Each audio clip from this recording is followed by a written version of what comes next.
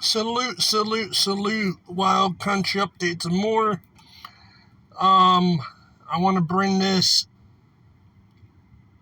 article to you guys. If you need to stock up on anything, you might as well do it now. I know there's another person that said about this port might go on strike, and that is Jay Quill. He's a trucker. Jay Quill, I forget, all talks or Jay Quill trucking, something like that. But he's a YouTuber. He has a channel, and it's called Jay Quill. That's where I first heard it. Now, there's an article for this. So, I know it to be true. They just don't know when. But Costco and retailers preparing for U.S. port strike. Empty shelves and price hikes. So if Costco and retailers are preparing for this, then we better prepare too and get as much water as we can, canned foods as we can, because if they do go on strike, this is going to hurt the economy big time. And then with all the other stuff that's going on in the world with the economy, with the other countries, with the immigrants coming across the border, it's going to get hectic. And people are going to be starving if they don't prep up. People are going to be miserable. It's just going to cause a whole bunch of problems. And then you got the election on top of it coming up. Be prepared, guys. This is the time to be prepared and watch everything around you. But let's get into this.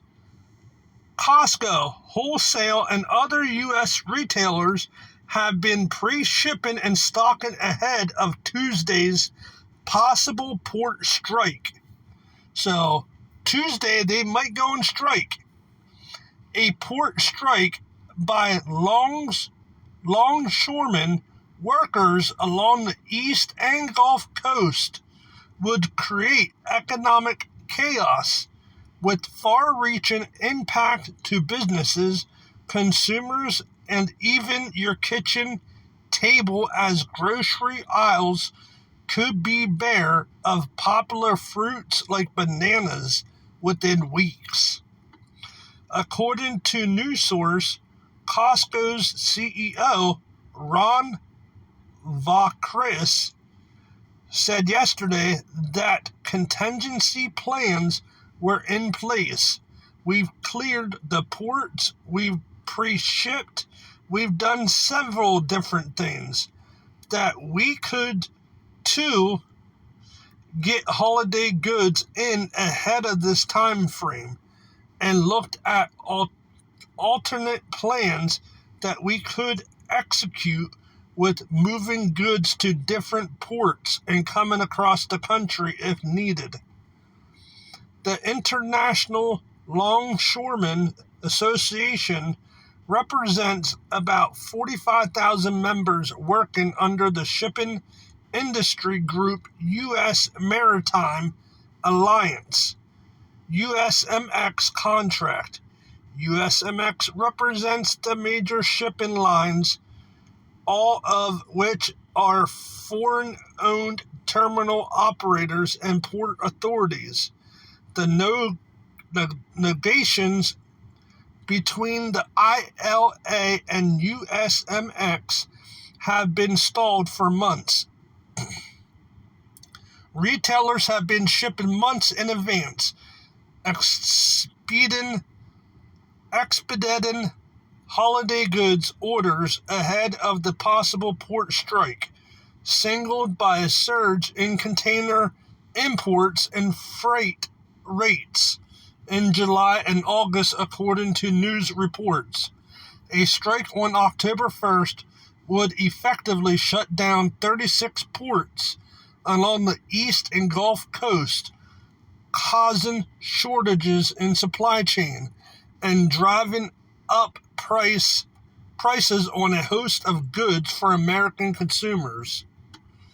Union workers at ports in the East and Gulf Coast earn a base wage of $39 an hour after 6 years on the job, compared to reports that West Coast union workers, which make $54.85 an hour.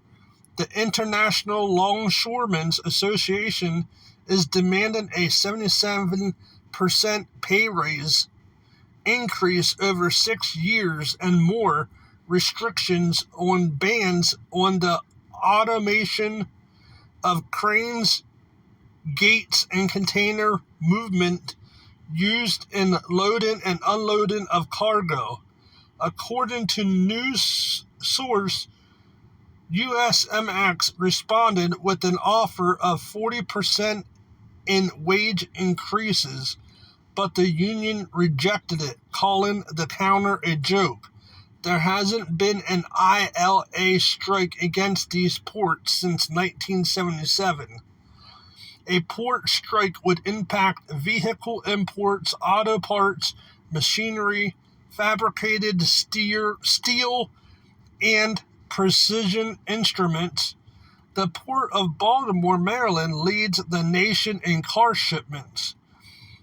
Agriculture impacts such as the imports of bananas and fruits, coffee and cocoa, or exports of soybeans and soybean meal would be felt. However, even more significant impact would be felt on the chilled or frozen meat products and eggs, which require refrigerated containers that cannot sit for very long.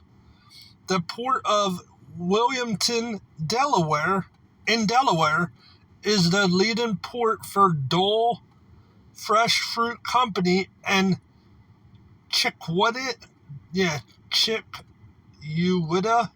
Fresh North America, getting about 2/3 of all banana imports in the U.S.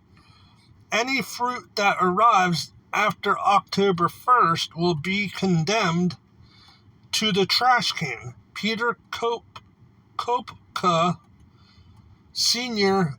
of Port Washington-based importer Kopka Fruit, told the Orange County Register, and all of the people who have invested in that business will lose a fortune.